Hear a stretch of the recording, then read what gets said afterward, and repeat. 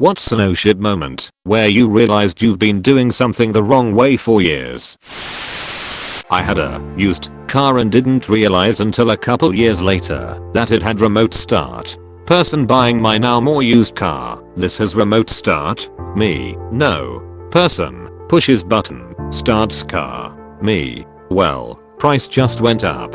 Never mind. I'm keeping it.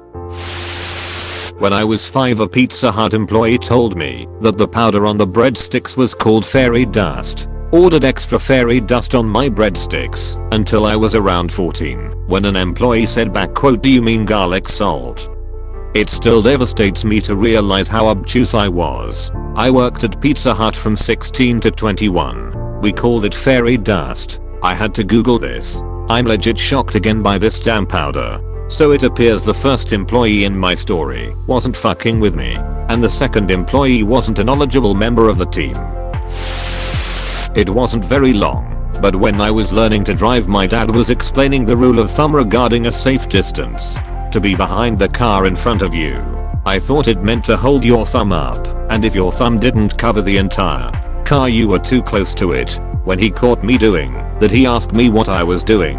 When I explained, he burst out laughing, then considered it and concluded it wasn't a bad idea, but perhaps a bit distracting. Also, every other driver thinks you're a super friendly guy or a bit passive aggressive.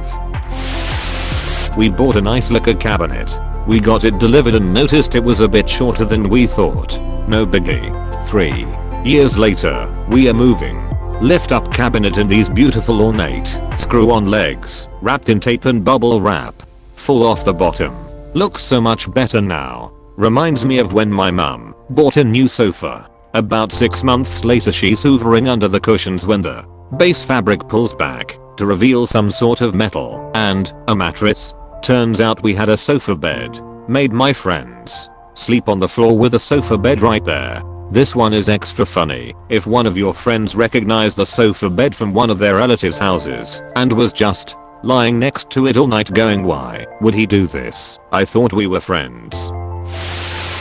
Until last week, when my father-in-law would made a phone call on his very basic non-touch screen flip phone. He would open the menu, scroll to the phone icon, open it, hit the soft key for contacts, scroll to the person he wanted to call, press OK, then press the soft key to call. When he mentioned how he preferred his landline because he could just dial the number, I said, humor me. Just dial the number and hit the talk button. I've never seen a man so simultaneously grateful and embarrassed. Couple years ago, I was trying to open some toothpaste and had to break the seal of the tube. I used to look for something like a nail to break it. Then one day I looked at the pointy end of the cap and thought, what if I could use this to break it? And oh shit, it did fit and broke it effortless. And so did every other tube product I had in the house and their respective cap. My mind was blown. Edit. Changed dental paste to toothpaste since it sounds weird in English. I was cooking with my boyfriend a month or so ago, and I was confused when he mentioned he hated opening tubes of tomato puree because I just find it satisfying. I then proceeded to stare at him in disbelief when he started trying to peel the tiny foil seal off the end of the tube.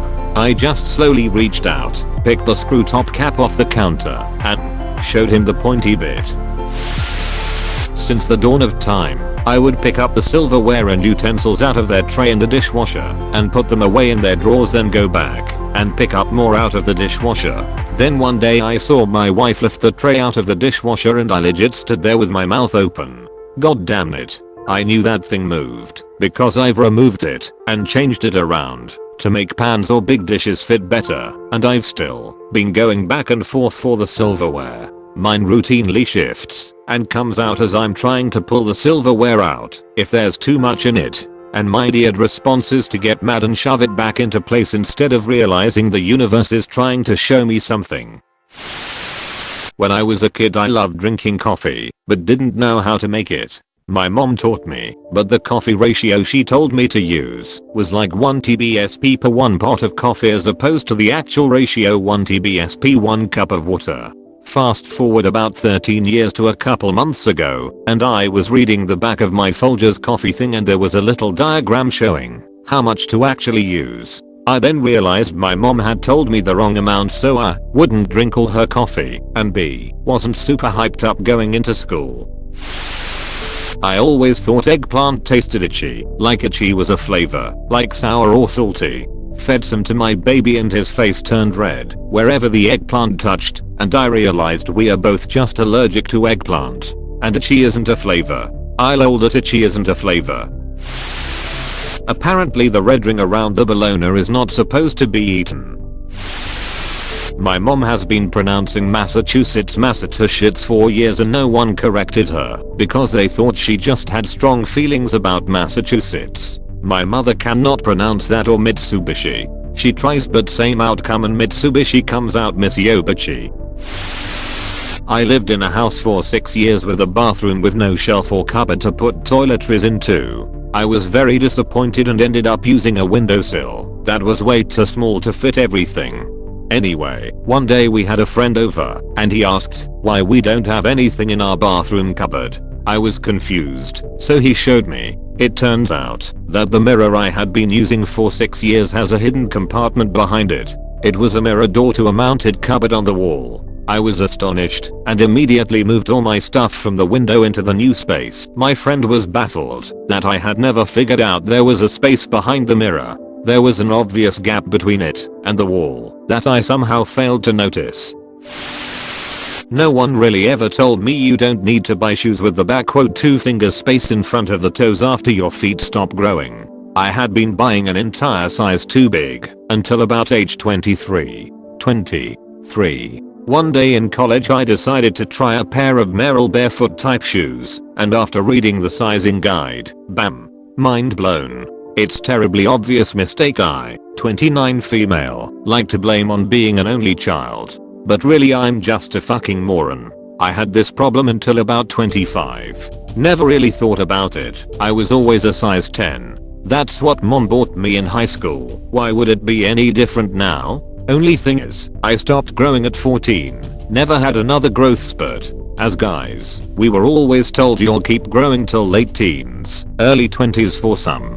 Yeah, that didn't happen for me. Luckily I was buying a pair of nice boots and the clerk was like, dude, there's no way you're a size 10. You're barely a size 9. I was so happy once the blisters I'd always dealt with went away. Only thing is, I stopped growing at 14. Never had another growth spurt. Dude, me too. I was one of the biggest kids in my class in 8th grade and then everyone kept growing except me. I'm 31 and have a shirt from when I was 10 that still fits me. My mom used to refer to me as a bull in a china shop. Always heard it as bull in a china shop, thinking it was a compliment. At about 22 I hear someone else use the phrase and realized she meant bull, not bowl. AWW mom talking about how dainty and priceless I'm again. Well, this was a few years ago. I was the director of it for a very large company. I was given a new cell phone and told to set up my voicemail. I don't know that when I recorded my name it would be played to whomever I leave a voicemail for. Well, the name I recorded was Dada84 Corporate It God. I worked there for 4 years until someone in the hallway referred to me as the Corporate It Godee. I was so embarrassed. Wear it confidently. This type of shit makes people like you more. They don't feel the need to be fake around you. While I'd like to agree wholeheartedly, it really depends on the company you're working for. Well, he got away with it for over 4 years, so I think he's good.